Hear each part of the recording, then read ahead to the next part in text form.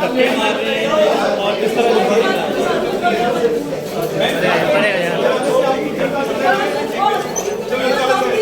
इधर इधर इधर इधर फलक फलक फलक इधर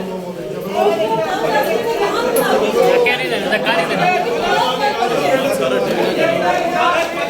आपका क्या पैगाम है आवाम के लिए इस वक्त? फलक आवाम के लिए क्या पैगाम देगी? इमरान खान जिंदाबाद।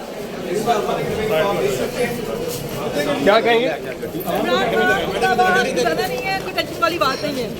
अच्छा, की वैसे मंजी आपके साथ सलूक कैसा है? आपके बारे में कहा गया कि आप रो रही थी, आप पुलिस के सामने रो रही थी। सलाम, आप रो रहे, फलक आप रो रही थी, आप रो रही थी, कह रहे हैं पुलिस के सामने डर की वजह से रो रही थी। कौन रो रहा है? मैं मेडिकल राजीव का चैन बढ़ गया है। चल चल